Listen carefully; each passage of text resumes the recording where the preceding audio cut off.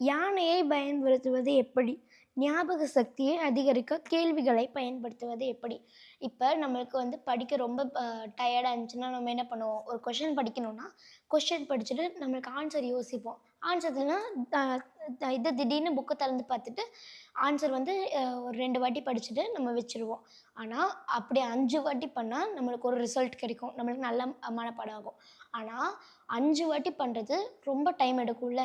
ஆனா, அந்த 5 வாட்டிக்கு ஈக்குவலா நீங்க ஒரே ஒரு வாட்டி பண்ணலாம். இப்ப தமிழ்நாட்டின் மிகப்பெரிய தோரபெட்டா மலை எவ்வளோ ஹைட்ல இருக்கு அப்படின்னு கேட்டிருக்காங்கன்னா, தமிழ்நாட்டோட பெரிய தோரபெட்டா மலை இருக்குல்ல, அதனோட ஹைட் இதான் அப்படின்னு சொல்லி 5 வாட்டி படிக்கிறதுக்கும், இது தமிழ்நாட்டோட இருக்கிறதுலே பெரிய தோரபெட்டா மலையோட ஹைட் என்ன அப்படின்னு நீங்களே உங்கள கேள்வி கேட்டு, நீங்களே அதுக்கு உங்க மூளைய ஸ்ட்ரெயின் பண்ணி ஒரு அந்த ஆன்சர கண்டுபிடிச்சிட்டீங்கன்னா, அது நீங்க 5 வாட்டி ரிப்பீட் பண்றதுக்கு சமம். இன்னொன்னு டைமையும் மேனேஜ் பண்ணும். உங்க எனர்ஜியும் வேஸ்ட் பண்ணாது.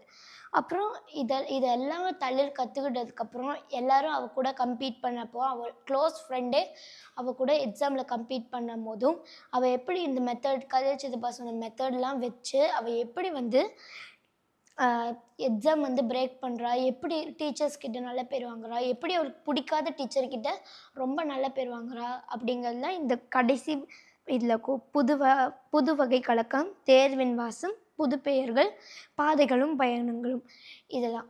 சரி, நான் உங்களுக்கு கடைசியா ஒரு கொஸ்டின் சொல்றேன். இதில தளிருக்கு புடிச்ச பாட்டு இருக்கும். அது நீங்க என்னன்னு கண்டுபிடிச்சு சொல்றீங்களா? பாய்.